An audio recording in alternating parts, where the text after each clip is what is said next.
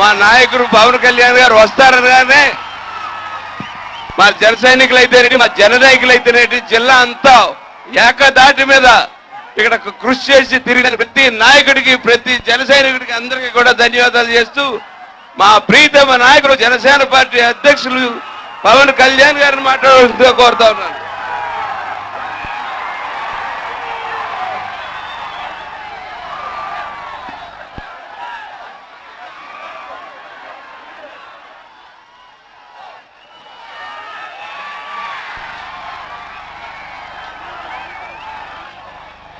ముందుగా తుని నియోజకవర్గానికి వచ్చిన ఈ తొండంగి మండలం వైపు ఘన స్వాగతం, ఊరు ఊరు వాడవాడ ఇంత ఘన స్వాగతం చాలా ప్రేమపూర్వకం వచ్చినందుకు ప్రతి ఒక్కరికి పేరు పేరున ధన్యవాదాలు.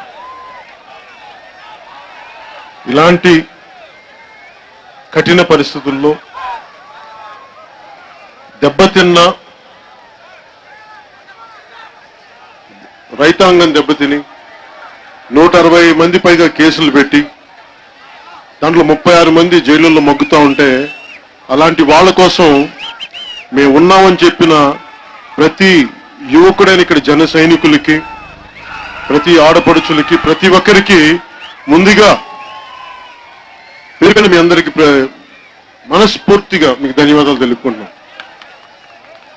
ఏ పొలిటికల్ పార్టీకైనా ఒక సభ జరగాలి అంటే వాళ్ళకి ఏదో ఒక ఖర్చు, లేదంటే ఒక మందు ప్యాకెట్ లేదో ఇవన్నీ ఇస్తామని నేను అంటా ఉంటాను. నేను ఎందుకంటే నేను ఎప్పుడు ఒక్కసారి కూడా నాకు తెలిసి నేను ఎప్పుడు అలా ఆలోచించలేదు. నేనేమనుకున్నానంటే మనస్ఫూర్తిగా ఒక సమస్య కోసం స్పందించినప్పుడు నాలాంటి వాళ్ళు ఆలోచించే మనస్తత్వం మా అన్నదమ్ముల్లో, మా ఆడపడుచులో ఉంటుంది. వాళ్ళు నమ్మే నేను వచ్చాను రాజకీయాలు. ఇందాక జగన్ రెడ్డి గారి స్పీచ్ చూసాం. గౌరవ ముఖ్యమంత్రి, ఆంధ్రప్రదేశ్ రాష్ట్ర గౌరవ ముఖ్యమంత్రి శ్రీ జగన్ రెడ్డి గారి స్పీచ్ ని ఆయన పాదయాత్రలోను అంతకు ముందు కూడా మనం చూసాం. ఇవి మనం అర్థం చేసుకోవాల్సింది. నాకు ఇవన్నీ చూడగానే ముందు దివి సమస్య వినగానే నాకు ఒకటే గుర్తు వచ్చింది. గాంధీజీ గారి 7 ప్రిన్సిపల్స్. అంటే politics without principles, commerce without ethics. సిద్ధాంతాలు లేని రాజకీయాలు, విలువలు లేని వ్యాపారం. ఇందాక నానాజీ గారు మాట్లాడుతూ, అంటే ఒకలాగా చెప్పాలంటే నానాజీ గారు కూడా అనేవాళ్ళు బిగినింగ్ పార్టీకి వచ్చి, మీరు సిద్ధాంతాలన్నీ పెడతారండి, బాగా పాత ఎవరు నమ్ముతారండి అసలు ఎన్ని అని అనేవాళ్ళు. అంటే నాకు మనస్ఫూర్తిగా నాకు చాలా ఆనందం కలిగింది. ఆయన హృదయం కదిలి మాట్లాడితే చాలా ఆనందం కలిగింది. దేనికంటే పర్యావరణాన్ని పరిరక్షించే అభివృద్ధి ప్రస్థానం అనే పదం, ఆ వాక్యం ఎందుకు పెట్టామంటే, నువ్వు రాజకీయాల్లోకి రావాలంటే నీ సిద్ధాంతాలు ఏంటి, నీ ఆలోచన విధానం ఏంటి, చాలా మదించి, కొన్ని దశాబ్దాలు మదించి, ఏ హిస్టరీ బుక్స్ లో మన దేశ నాయకుల గురించి చదువుకున్నామో వాళ్ళు స్ఫూర్తిగా తీసుకొని వర్తమాన కాల పరిస్థితులు ఏంటి ఇవన్నీ అర్థం చేసుకొని, విలువలు లేని రాజకీయ నాయకులు, మాటలు మార్చే రాజకీయ నాయకులు పదే పదే మార్చి విభజన జరిగినప్పుడు ఏదో నాకేదో నష్టం జరిగింది, నేను రాలా, నేను కూడా సంపాదించుకున్నాను, నేను ఇంట్లో కూర్చున్నా, నన్ను ఎవరు అడిగేవాళ్ళు ఎవరు, చప్పట్లు కొట్టేవాళ్ళు నన్ను అందరూ, నన్ను అడిగేవాళ్ళు ఎవరు లేరు. మరి ఎందుకు వచ్చాం? వచ్చి ప్రతి ఒక్కరి చేత తిట్లు తినించుకోవాల్సిన అవసరం ఏముంది నాకు? మీ అందరి అభిమానం చూరగొన్న వాడిని. నాకు ఎవరో అంటే నేను మాట తోలను. వైసీపీ నాయకుల్లాగా తెలుగు చదువుకోలేదు, లేదంటే వీధి బడులు చదువుకోలేదు. మాకు వాళ్ళు మాట్లాడే మాటలు మాకు రావా? వస్తాయి. సంస్కారం కదా, మా తల్లిదండ్రులు అలాంటి సంస్కారం నేర్పించారు. మరి వాళ్ళు ఏ సంస్కారం నుంచి వచ్చారో మనకు తెలియదు. కానీ మన సంస్కారం గౌరవ ముఖ్యమంత్రి జగన్ రెడ్డి గారు అని ఉంటుంది. మరి వాళ్ళ సంస్కారం మీకు తెలుసు కదా, నన్ను ఎట్లా తిరుగుతారు? ఉదాహరణకి మనకి కాకినాడలో ఉండే వాళ్ళ వైసీపీ ఎమ్మెల్యే కూడా నన్ను ఎలా తిరిగారు మీకు తెలుసు. మనం తిరిగి ఒక మాట అనడానికి ఎంతసేపు? రోడ్ల మీదకి రాలేమా, లేదంటే ఎదురుదాడి చేయలేమా, ఒక మాట అనలేమా? అనగాం. కాకపోతే ఏంటంటే గొడవలు పెట్టుకోవడానికి రాలా, మార్పు తీసుకోవడానికి రాజకీయాల్లోకి వచ్చాం. దౌర్జన్యం చేయడానికి రాజకీయాలకు రావాలి, మార్పు తీసుకోవడానికి రాజకీయాలకు వచ్చాం. ఎందుకు జనసేన పెట్టాం? ఈ దివి సమస్య ముందు, మన సమస్యను చెప్పబోయే ముందు, ఎందుకు అంటే దారి పొడవున ఎక్కడికెళ్ళినా చిన్నపిల్లలు చూస్తాను నేను. చిన్న పిల్లలు, 6-7 పిల్లలు, 8 పిల్లలు, వాళ్ళు ఎవరు నాకు ఓట్లేరు. చాలా మంది తిడుతారు, నీ సభలకు అంత చిన్నపిల్లలు వస్తాను. కరెక్టే, వాళ్ళు ఓట్లు వేస్తారని కాదు, వాళ్ళ భవిష్యత్తు కోసం పనిచేస్తున్నాను నేను రోజు. ఏం వాళ్ళ భవిష్యత్తుకి వైసీపీ నాయకులు ఎవరైనా అడగండి, బాగా డబ్బు సంపాదించే వాళ్ళు ఎవరైనా అడగండి, సగటు మనిషిని ఎవరైనా సరే నా బిడ్డలు బాగుండాలనుకుంటారు. ఓకే, మా బిడ్డలకి 100 కోట్లు ఇచ్చేద్దాం, 100 ఎకరాల భూములు ఇచ్చేద్దాం అనుకుంటారు. కానీ 1000 కోట్లు 100 ఎకరాలు ఇస్తే మీ బిడ్డల భవిష్యత్తు బాగుంటుందని వీళ్ళు అనుకుంటున్నారా? ఖరీదు హైదరాబాద్ లో కూర్చొని, ఖరీదైన ఒక లొకాలిటీ జూబ్లీ హిల్స్ లాంటిలో కూర్చొని ఇల్లు కట్టుకుంటే అక్కడ క్షేమంగా ఉంటాం అనుకుంటున్నారా? ఉదాహరణకి వైజాగ్ లో డబ్బున్న వాళ్ళకి కానీ డబ్బు లేని వాళ్ళకి కానీ స్టెరైన్ గ్యాస్ ఒకేలా పనిచేస్తుంది, ఒకేలా చంపుద్ది. వాయు కాలుష్యం కానీ ఒకేలా చంపుద్ది. అలాగే ఈ రోజున దివీస్ అనే పరిశ్రమ మీద, ఆ వ్యక్తుల మీద నాకు వ్యక్తిగతమైన కోపాలు లేవు. జగన్ రెడ్డి గారు నా శత్రువు కాదు, వైసీపీ నా శత్రువు కాదు, వైసీపీ ప్రజాప్రతినిధులు నా శత్రువులు కాదు. వారి విధానాలు ప్రజలకి సరిగ్గా లేనప్పుడు ఖచ్చితంగా మేము మాట ప్రశ్నిస్తాం, ఎదుర్కొంటాం, మేము బయటకు వచ్చి మాట్లాడతాం. ఈ క్రమంలో అందరూ చాలా మంది ఏమనుకున్నారంటే, కూర్చోబెట్టి ఇలా సిద్ధాంతాలు పెట్టుకుని రాజకీయం చేసి ఎప్పుడైనా పదవుల్లోకి వస్తాం, అధికారంలోకి వస్తామంటే సిద్ధాంతాలతోనే అధికారంలోకి వస్తాం, సిద్ధాంతాలతోనే రాజకీయం చేస్తాం, సిద్ధాంతంతోనే బాగుంటుంది. దేనికి పనిచేస్తాం, ఏ సిద్ధాంతాల కోసం మేము పోరాడతాం. ఈ రోజున మాకేం ఓట్లేసి గెలిపించారా? మాకు అద్భుతమైన ఓట్లు వచ్చినాయా? లేదంటే మా ఎమ్మెల్యేలు ఒక 25 మంది వెళ్ళి కూర్చున్నారు? లేదు. ప్రజలు మా వెంట నిలబడకపోయినా, మా సభలకి లక్షలాది మంది జనం వచ్చి మా జజలు కొట్టినా, ఓట్ల దగ్గరికి వచ్చిన ఒక్కళ్ళు నిలబడకపోయి మేము ఎందుకు నిలబడ్డామంటే మా సైద్ధాంతిక బలం. ఎందుకంటే మేము నిలబడతాం. ప్రజలు నిలబడడానికి సమయం పడుతుంది, మాకు అర్థం చేసుకునేవాడు నేను. చాలా మంది ఏమంటారంటే, నిలబడరు ప్రజలు, వదిలే అంటారు. నా ఇంట్లో బిడ్డలు వదిలేస్తాను నేను. నీ బిడ్డ తప్పు చేస్తే వదిలేస్తావా? నేనేమనుకుంటాం, మా వాళ్ళే, వాళ్ళు మా కుటుంబం వాళ్ళు. ఒకరోజు నమ్మడం, మేము నమ్ముతాం, వస్తాను ఒక రోజున. మేము పవన్ కళ్యాణ్ కొత్తగా ఆస్తులు కావాలి, పవన్ కళ్యాణ్ కొత్తగా పదవులు కావాలా, పవన్ కళ్యాణ్ కొత్తగా ఏమన్నా విపరీతమైన అధికారం కూర్చోబెట్టి ప్రేమ కావాలా, అవన్నీ సంపాదించుకునేవాడిని. కానీ దేనికి తప్పన పడతానంటే, బిడ్డలను చూస్తా ఉంటే అక్కడ బిడ్డలు ఉన్నారు, దారి పొడవున బిడ్డలను చూస్తే ఏం కోరుకుంటాం? మనం బిడ్డలకి వారసత్వంగా ఏమిస్తాం? ఆస్తులు ఇచ్చేయగలం, పొలాలు ఇచ్చేయగలం, ధనం, నగలు అన్ని ఇచ్చేయగలం, కానీ ఆరోగ్యాన్ని ఇవ్వగలమా? ఆరోగ్యం ఇవ్వగలిగేది నీళ్లు కాలుష్యం అయిపోతే విషం నీళ్లు తాగి మీరు 1000 ఎకరాలు ఉండవండి, వైసీపీ నాయకులకు 1000 కోట్లు సంపాదించండి, కానీ తాగే నీళ్లు కాలుష్యం అయితే మీరు ఏం మీ ఆస్తులు కూడా ఏం ఆనందిస్తారు మీరు? అలాంటిది ఏ పరిశ్రమలైనా సరే మీరు సగటు మనిషి తాలూకు ఆరోగ్యాన్ని చెడగొట్టి, సగటు వ్యక్తి తాలూకు భవిష్యత్తును చెడగొట్టే హక్కు ఎవరికి లేదు. ఈ భూమి మన వారసత్వంగా వచ్చింది. ఒక అద్దింటిలోకి వెళ్తేనే అద్దింటి యజమాని ఏమంటాడు, మాకు ఇక్కడ మేకు కొట్టకూడదు, ఇక్కడ సీల కొట్టకూడదు, ఇది ఇక్కడ విరక్కూడదు, 100 లెక్కలు చెప్తారా మనకి ఒక అద్దింటిలోకి. అలాంటిది భూమి మన సొంతమా? జగన్ రెడ్డి గారి సొంతమా ఇది? లేదంటే వైసీపీ నాయకుల సొంతమా ఈ భూమి అంతా? మీరు ఏదనుకుంటా చేసుకుని వెళ్ళిపోతుంటే అడిగేవాళ్ళు లేకపోతే ఎట్లాగా? మీరు ఇష్టానికి మీరు ఏదనుకుని చేసుకుని వెళ్ళిపోతే మీరు వారసత్వంగా వచ్చింది మీరు చాలా జాగ్రత్తగా ఒక అద్దిల్లు. ఇది మహా బతికితే సగటు ఆయుష్ భారతదేశంలో 64 సంవత్సరాలు. ఈ 64 సంవత్సరాల్లో మీకు సంక్రమించిన ఈ భూమిని చాలా పదిలంగా దాచుకుని భవిష్యత్ తరాలకు ఇవ్వాలి. రోడ్డు మీదకి వెళ్ళి పాదయాత్రలు చేసి ముద్దులు పెట్టుకుంటే కాదు, వాళ్ళ భవిష్యత్తుకే ఆలోచించాలంటున్నారు. ముద్దులు పెట్టండి, తప్పేం అంటలా, ప్రేమ వస్తుంది. మరి ఆ ప్రేమ నిలబడాలి కదా. జగన్ రెడ్డి గారి పాదయాత్రలో నిమిరి అమ్మ అయ్యా అంటే ఖచ్చితంగా అది హృదయాన్ని కదిలించేది, మంచిదే. ఆ ప్రేమ ఉండాలి మనిషికి, ఆ ప్రేమ ఉండాలి. మరి ఆ ప్రేమ ఎలా చూపిస్తారు మీరు? పాలసీ రూపంలో చూపించాలి. మీరు పదవిలో రాకముందు డివిస్ అనే పరిశ్రమ, ఈ కాలుష్యం వెదజల్లే పరిశ్రమని మేము బంగాళాఖాతంలో కలిపేస్తామని చెప్పి రాగానే వాళ్ళకి మీరు అనుమతులు ఇస్తే మరి ఏం విలువల మీద మేము మాట్లాడుతున్నారు? మీరు ఎలాంటి వ్యవస్థ మీద నడపాలనుకుంటున్నారు? మీరు డివిస్ పరిశ్రమ గురించి మాట్లాడాలన్నా నిజంగా పారిశ్రామికలను కోరుకునే వ్యక్తిని నేను. డెవలప్మెంట్ జరగాలి. మన ఇన్ని లక్షల మంది జనాభా ఉన్నప్పుడు ప్రతి ప్రాంతంలోనూ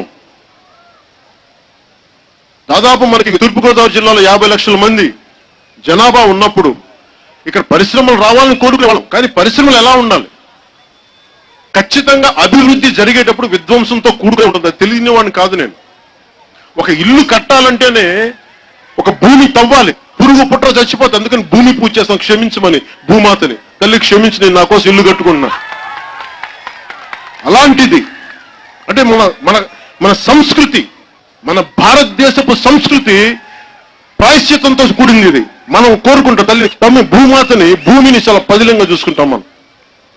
అలాంటి భూమిని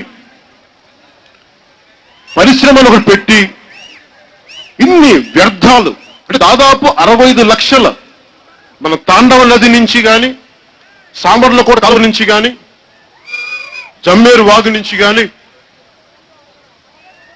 నీళ్లు 65 లక్షల మంచినీళ్లు తీసుకొని ఒక తునికే ఒక 50,000 మంది 40,000 పైగా ఉండే మున్సిపాలిటీకి 45 లక్షలు మంచినీళ్లు అవుతుంది రోజుకి.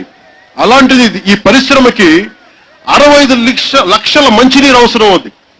54 లక్షల కాలుష్య వెదజల్లాలని,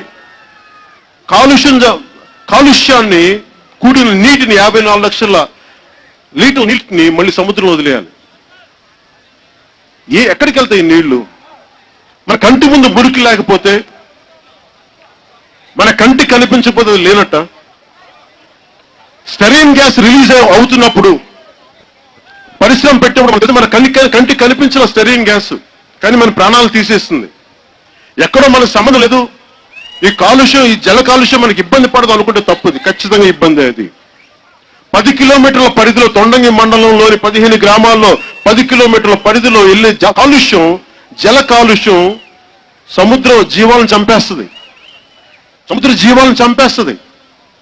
ఏ మత్స్యకారులైనా అడగండి, వేట నిషేధం సమయం ఉంటుంది. ఎందుకంటే అక్కడ చిన్న చేపలు బతకాలి కొన్ని.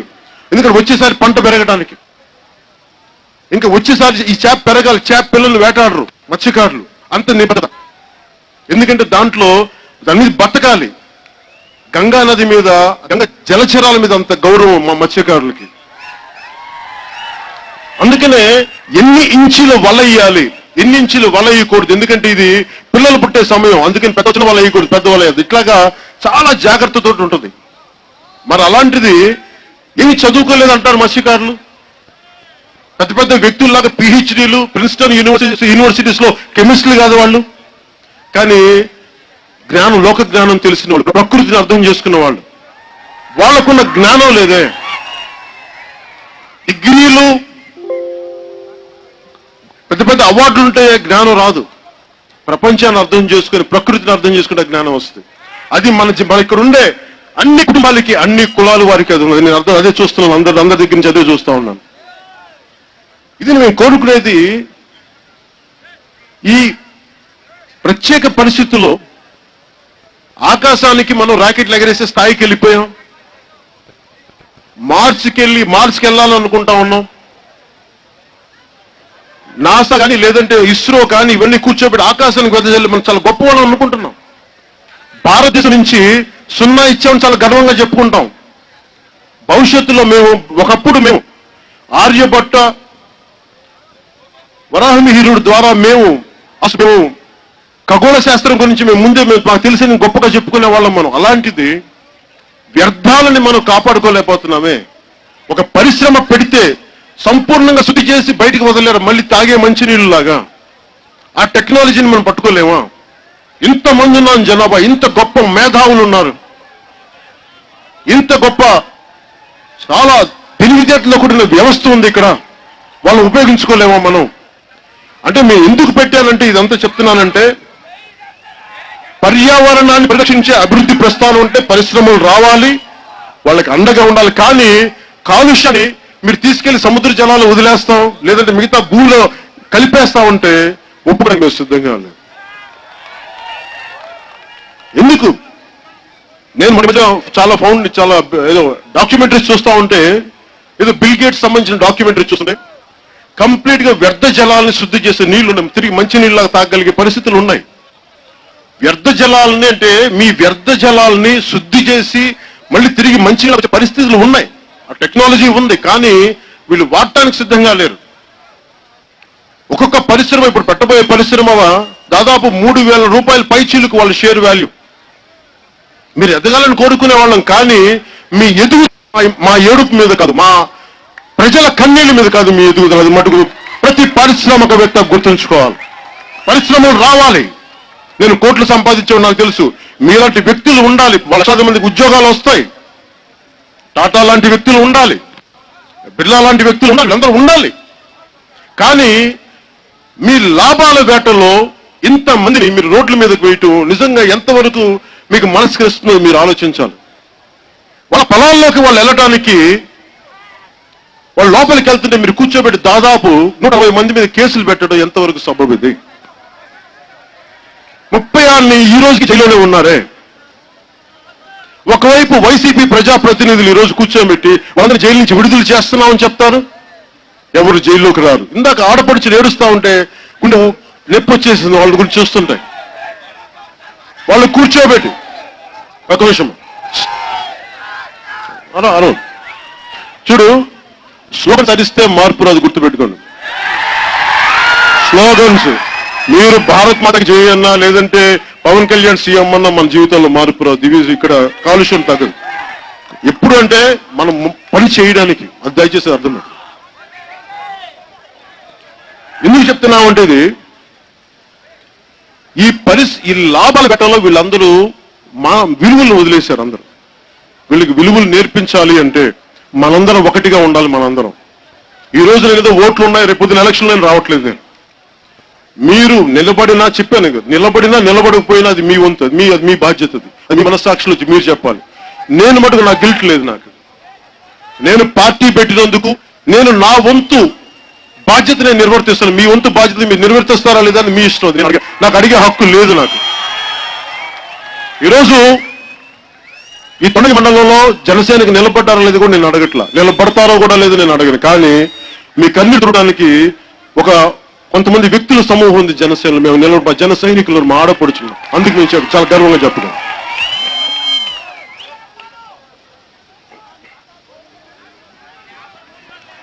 జల కాలుష్యం, వాయు కాలుష్యం ఎంత డేంజరస్ అంటే ఏముంది, నీళ్లే కదా. మనం ఏమనుకున్నాం, ఏలూరులో మొన్న మీరే చూశారు ఎంతమంది పసిపెట్టలు పడిపోయారు, ఎంతమంది పెద్దోళ్ళు పడిపోయారు. ఎక్కడి నుంచి వచ్చింది కాలుష్యం? ఏదో అక్కడ ఉన్న పరిశ్రమలో లేదా అక్కడ ఉన్న హ్యాచరీలో వాడే ఈ రసాయనాలు తిరిగి మంచినీళ్ళలో కలిసిపోయి ఈ రోజుకి రాష్ట్ర ప్రభుత్వం ఇందువల్ల ఏలూరులో ప్రజలు అంత అస్వస్థత గురయ్యారు. ఈ రోజుకి తేల్చి చెప్పలేరు, మర్చిపోయింది. రాత్ గై బాత్ గై అంటాం కదా, అయిపోయింది. మా జరిగిపోయింది. ఒక 15 రోజులు మీడియాను మేనేజ్ చేసే మర్చిపోయాం. కానీ జనసేన ప్రభుత్వంలోకి వస్తే ఆలోచించాలి, సమస్యను పరిష్కరించే వరకు మేము అండగా నిలబడతాం. మేము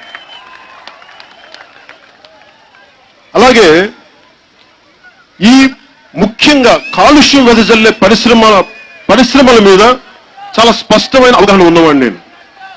జనసేన పెట్టడానికి ముఖ్య కారణం ఒకటి ల్యాండ్ అక్విజిషన్.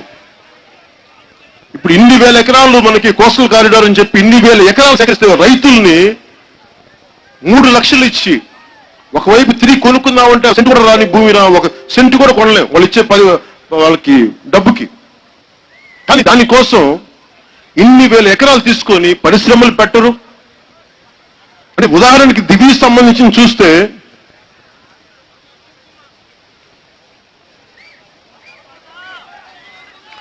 మొదటగా ఇచ్చింది వాళ్ళకి 489 ఎకరాలు అడిగింది మాకు. 489 ఎకరాల్లో మేము ఏం చేస్తామంటే ముందుగా 150 ఎకరాలు మేము ప్లాంట్ పెడతాం. ఆ రోడ్ల కోసం, లేదంటే ఈ ఫారెస్ట్రీ కోసం, ఎన్విరాన్మెంట్ ప్రొటెక్షన్ కోసం, కొంత గ్రీన్ బెల్ట్ కావాలి కదా, అన్ని కలిపి 150 ఎకరాలు. మిగతా 350 ఎకరాలు మేము భవిష్యత్తులో ఇంకొంచెం ఎక్స్పాన్షన్కి. ఆ 489 ఎకరాలు కాస్త ఈ రోజున 600, దాదాపు ఎంత అయిందంటే 690 ఎకరాలు అయింది ఈ రోజున. ఎన్ని ఉద్యోగాలకి? 600 ఎకరాలు, 600 కోట్ల పెట్టుబడి, 600 కోట్ల పెట్టుబడి పెడితే ప్రభుత్వం వాళ్ళకి 690 ఎకరాలు ఇచ్చిందంటే ₹1 కోటి విలువ చేసే ఎకరం ఇచ్చింది ఒక్కొక్కరికి. వారికి ఇచ్చి దానికి ఇచ్చే ఉద్యోగాలన్నీ 1500 పర్మనెంట్ ఉద్యోగాలు. ఇంకా చెప్పాలంటే 1200 కరెక్ట్ చెప్పాలంటే 1500 టెంపరీ ఉద్యోగాలు. అంటే దాదాపు అన్ని తిప్పికొడితే 3000, 3500 ఉద్యోగాలు వస్తాయేమో. ఎంత తీసుకుంటున్నారు మీరు దాని నుంచి? పైగా వాళ్ళు పెట్టిన పెట్టుబడికి మొత్తం 75% తిరిగి 7 సంవత్సరాలు ఇచ్చేస్తామని చెప్పి రాష్ట్ర ప్రభుత్వం హామీ ఇచ్చింది. అంటే మీరు 500 కోట్లు పెట్టుబడి పెట్టండి, 600 కోట్లు పెట్టుబడి పెట్టండి, తిరిగి మేము మీకు 7 సంవత్సరాల్లో భూమి ఉచితంగా ఇచ్చేసి మీ పెట్టుబడి మీకు ఇచ్చేసి 1200 ఉద్యోగాలకి. మరి ఇక్కడ ఏం జరుగుతుంది? 45,000 మంది కేవలం హ్యాచరీస్ మీద ఉద్యోగాలు సంపాదిస్తే ఒక్కొక్కళ్ళు తక్కువ కాకుండా 10 నుంచి 15,000, 20,000, 25,000 దాకా సంపాదిస్తా ఉన్నారు ఒక్కొక్కరు. అంటే మీరు 45,000 ఉపాధి కల్పించే ఒక హ్యాచరీస్ పరిశ్రమని ధ్వంసం చేసి 1500 ఉద్యోగాలు ఇచ్చే ఒక పరిశ్రమను పెట్టడం, అది మీకు ఏమైనా సబబుగా ఉందా? రాష్ట్ర ప్రభుత్వం ఆలోచించాలి, జగన్ రెడ్డి గారు ఆలోచించాలి. 151 ప్రజాప్రతినిధులు ఉన్న మీరు కూడా, మీరు ఇంకా చాలా యువ నాయకులని చెప్తారు, మీ గురించి చాలా భవిష్యత్తు గురించి చాలా కలలుగానే నాయకులని చెప్తారు. మీకు భవిష్యత్తులో పరిశ్రమల మీద చాలా అవగాహన ఉన్న వ్యక్తులని చెప్తారు మీ గురించి. మరి మీరు కూడా ఇలా చేస్తే ప్రజలు ఎక్కడికి వెళ్తారు?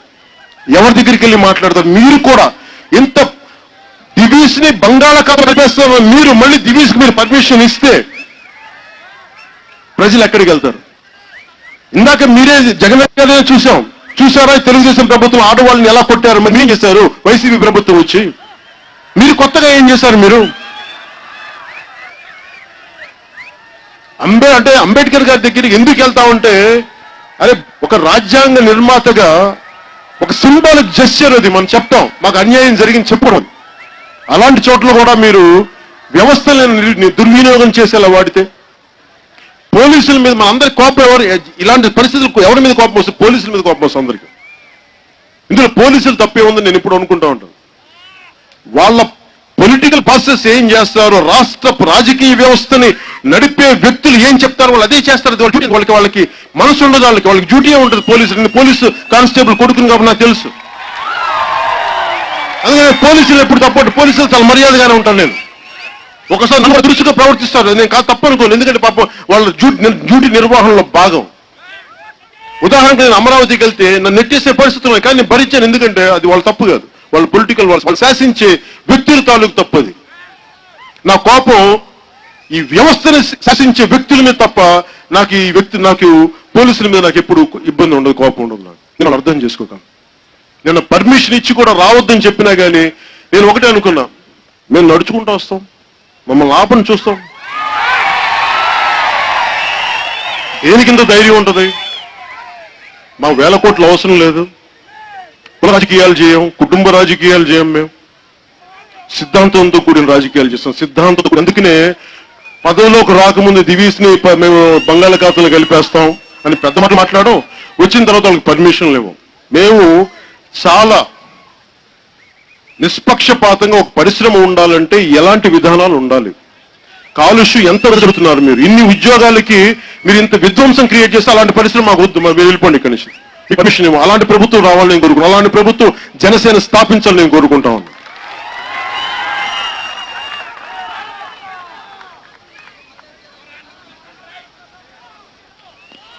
మనం వస్తున్నాం అనగానే 75% మేము ఉద్యోగాలు చేయాలని చెప్పేసి వాళ్ళు చదివించారు. గౌతమ్ రెడ్డి గారు అండి, ఆయన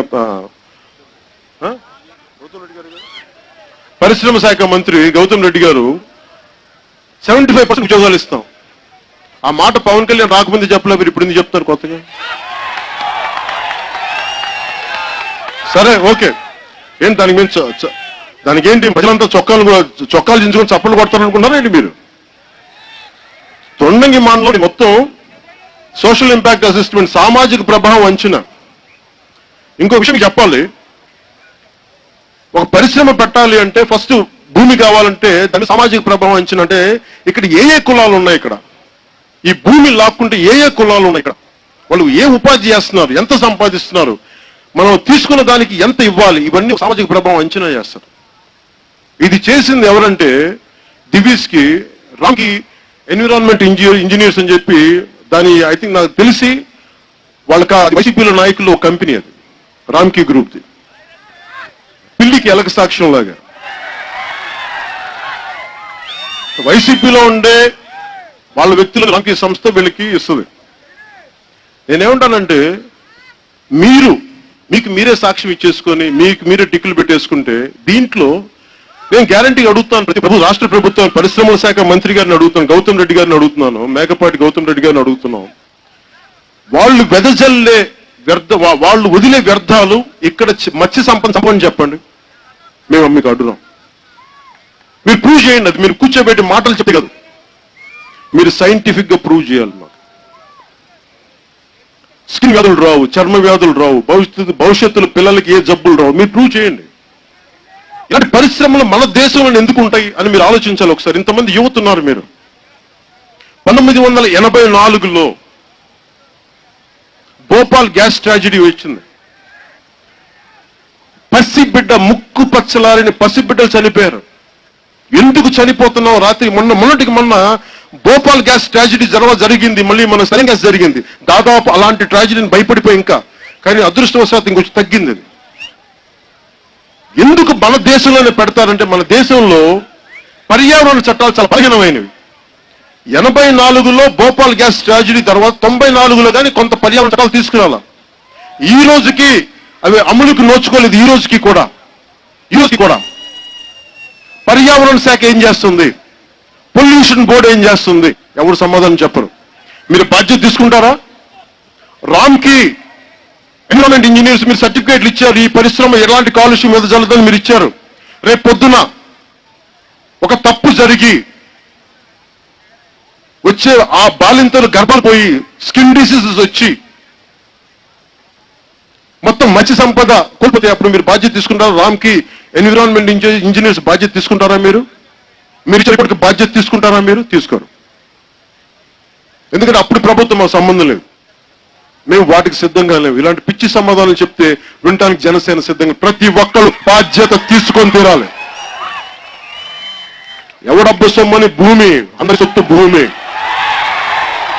ఏం ఇష్టానికి వచ్చి పరిశ్రమలు పెట్టుకోండి, పరిశ్రమలు స్థాపించాలి, పరిశ్రమలు రావాలి, కానీ బాధ్యత గల పారిశ్రామికవేత్తలు రావాలని మేము జనసేన కోరుకుంటున్నాం. అంటే నిష్ఠారాజ్యంగా కూర్చోబెట్టి ఒక్కొక్క రాజకీయ నాయకులకి మీరు కూర్చోబెట్టి మీరు వాటాలు ఇచ్చేసి మీరు పరిశ్రమ స్థాపిస్తూ ఉంటే కుదరదు. ప్రజల ఆయురారోగ్యాల మీద మీరు ఆటలాడుతూ ఉంటే కుదరదు. ఇలాంటి వాటికి మేము విరుద్ధం, మేము దానికి వ్యతిరేకం. మేము దానికి మీరు ప్రూవ్ చేయాలి, సైంటిఫిక్ రిపోర్ట్స్ రావాలి.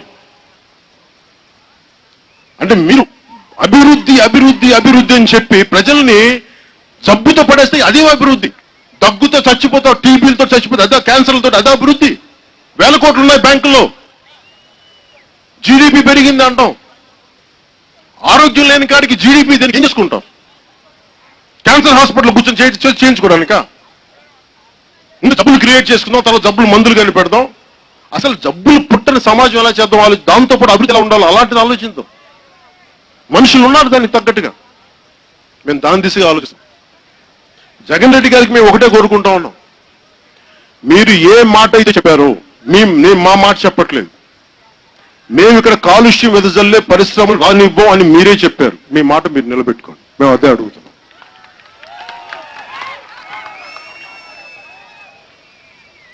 ఒకవేళ మీరు నిలబెట్టుకోలేని పక్షంలో మీరు స్పష్టంగా చెప్పండి, మేము పెడతాం, ఎవరు అడ్డం వస్తారు అని మీరు ఛాలెంజ్ చేస్తారండి. ఆ ఛాలెంజ్ మేము ఎలా తీసుకోవాలి మేము చెప్తాం.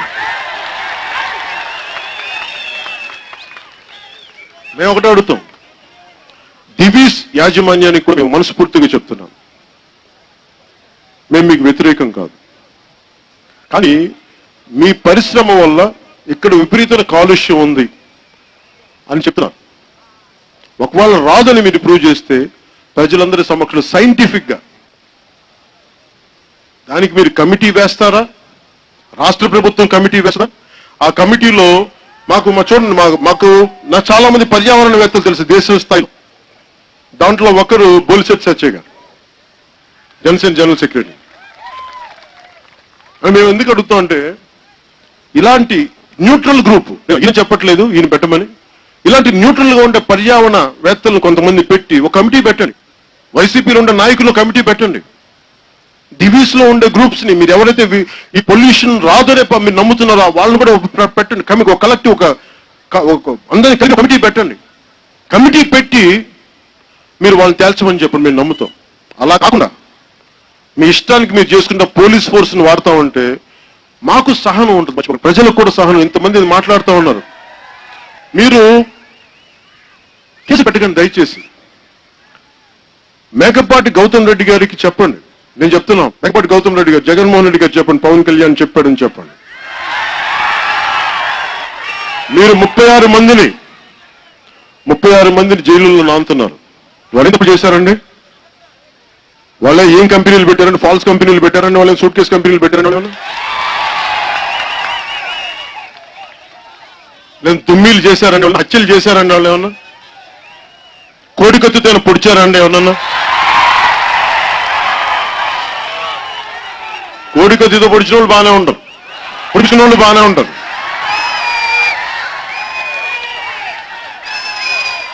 విధ్వంసపు రాజకీయాలు చేసే వాళ్ళు బాగుంటారు. కానీ ఎవరు బాగుంటారు దేశంలో అంటే, మా భూమిని కాపాడుకుంటామంటే వాళ్ళు కూడా జైల్లో మాకు వీళ్ళందరూ బాగానే ఉంటారు, బయట తిరుగుతూనే ఉంటారు. వీళ్ళందరూ వాళ్ళ జైల్లో మొత్తం పంచపక్ష పరమన్నాలతో జరుగుతూ ఉంటాయి. కానీ మా భూమి, మా హక్కు, మా భూముల మీద తిరిగే హక్కు ఉందని చెప్పిన దానికి 36 మందిని జైలులో పెట్టడం నిజంగా బాధ కలిగిస్తుంది. మనందరం దీన్ని ముక్త కంఠంతో ఖండించాలని. ఇది గౌతమ్ రెడ్డి గారు చెప్తా ఉన్నాను. జగన్ రెడ్డి గారు చెప్పండి, మీ పెద్ద మనసుని ప్రూవ్ చేసుకోండి. మీరు వదిలితే జనసేనకి పేరు వస్తా లేదు, మీ ఆ పేరు మీరే తీసుకోండి, మాకు అవసరం లేదు. మీరు కావాలని పాదయాత్రలు చేసుకుని ప్రజల్ని ముద్దులు పెట్టుకుని అలింగన చేసుకుని మాకు అభ్యంతరం లేదు. కానీ ఆ 36 మందిని మటు దయచేసి విడుదల చేయండి. మీ చేతులెత్తి అడుగుతున్నాను జగన్ రెడ్డి గారిని కానీ బాధితుల కుటుంబాల తరపున ఆ 36 మందిని ముందుగా బేషరతుగా విడిచిలేయండి ప్లీజ్. అదొక్కటే నేను అడుగుతున్నాను.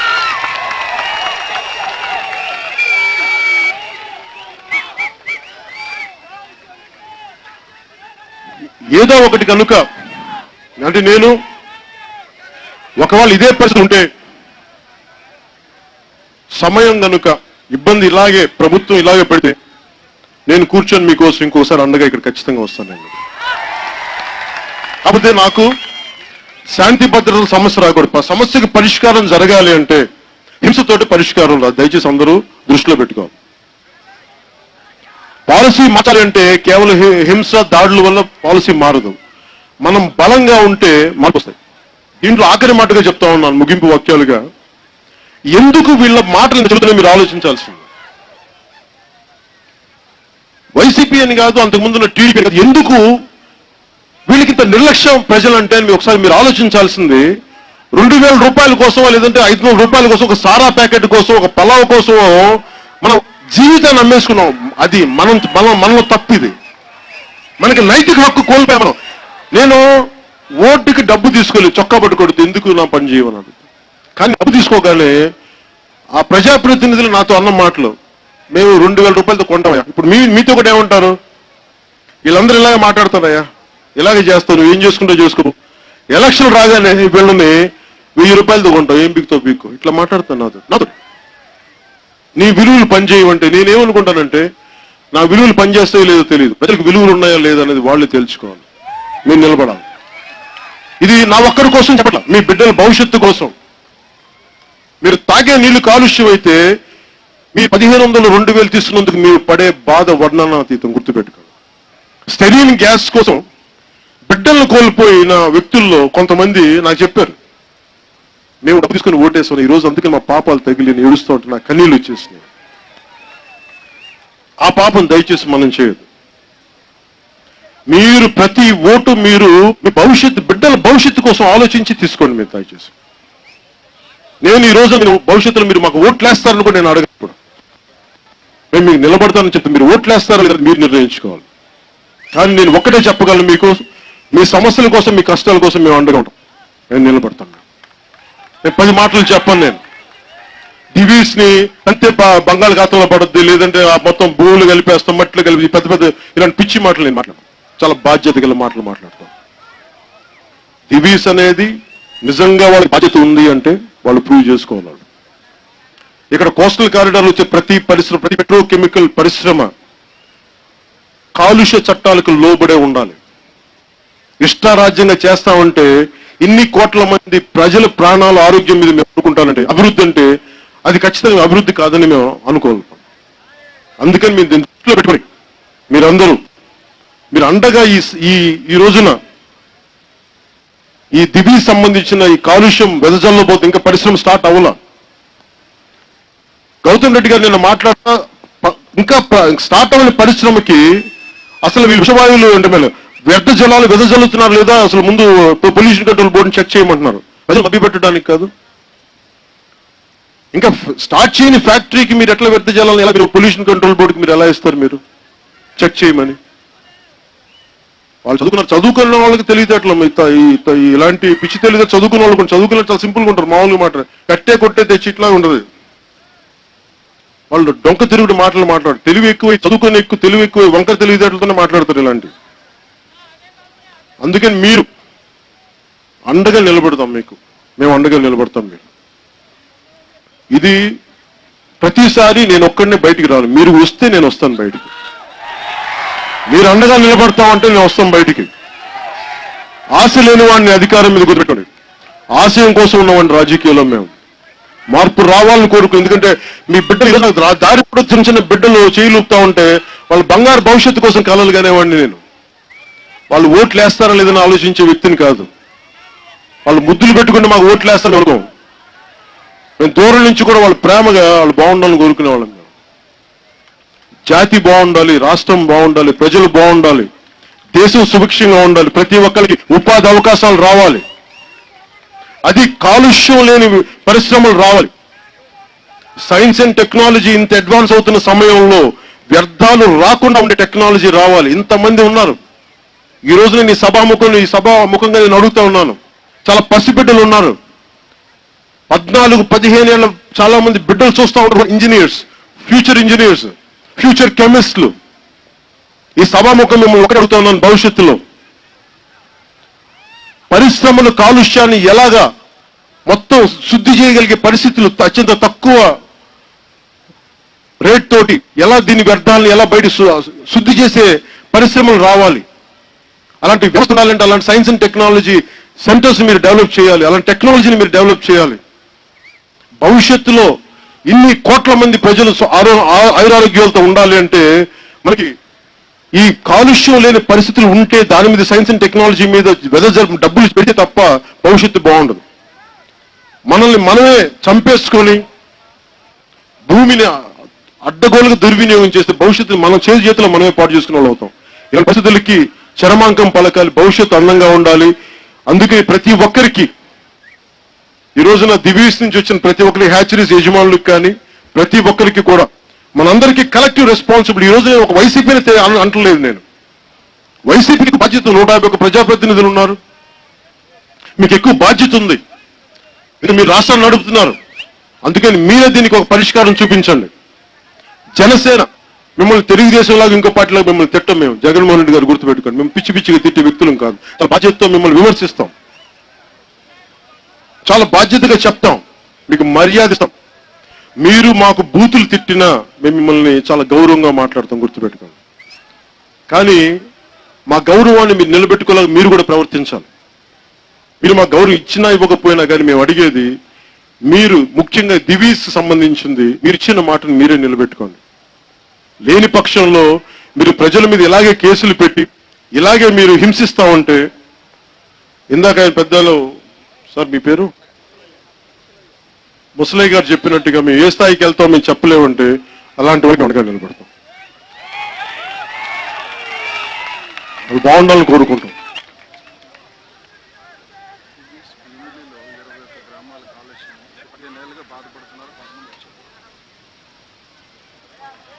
ముఖ్యంగా ఈ కాలుష్యానికి సంబంధించి ఇది ఒక్క దివీస్ ఒక్క పరిశ్రమ గురించి నేను మాట్లాడలా.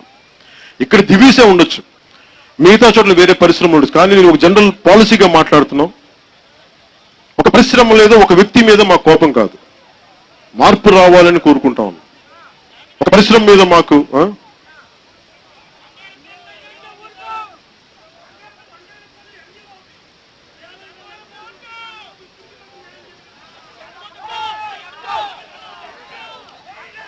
కన్నబాబు గారా బంగారపరా మీరు ఓట్లు వేసారు కదా, చెప్పండి, అడగమని చెప్పను. ఓట్లు వైసీపీకి వేసి సమస్యలను పరిష్కరించమని ఎలా పరిష్కరిస్తావా?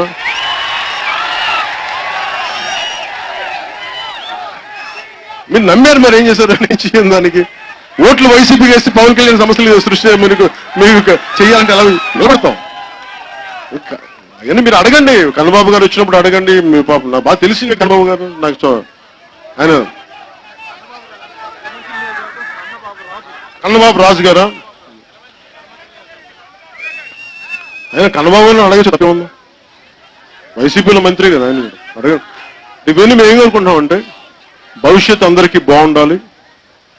దివీస్ లో ఎవరైతే బాధగా ఈ కష్టాలు ఉన్నారో వాళ్ళకి మేము ఇంకొకసారి ముసలయ్య గారికి కూడా నేను పెద్ద మీ అందరి బాధ్యతగా చెప్తాను, మీకు అండగా నిలబడతాం. అసలు వాళ్ళు కోరుకునేది కూడా 36 మందిని మీరు దయచేసి బేషరతుగా విడుదల చేయడం, ముందస్తుగా ఒక ట్రస్ట్ ఫ్యాక్టరీ పెట్టండి.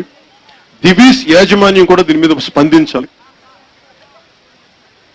వైసీపీ నాయకత్వం కూడా దీని మీద స్పందించాలి. భవిష్యత్తులో ఇలాగే కేసులు పెట్టుకుంటే మా జనసేన నాయకులందరికీ పంత నానాజీగా దిగే ప్రతి ఒక్కరికి, పితాని బాలకృష్ణ, ప్రతి ఒక్క నాయకులకి పేరు పేరున మనం ఈ రోజున అండగా నిలబడతాం. ఒకసారి మన చేతులు ఎత్తి ప్రజలకి మనం హామీ ఇద్దాం. ఒకసారి మీ అందరికీ పేరు పేరున ధన్యవాదాలు తెలుపుకుంటూ మన అండగా నిలబడదాం ప్రతి ఒక్కరికని తెలియజేసుకుంటూ సెలవు తీసుకున్నాం. జై హింద్.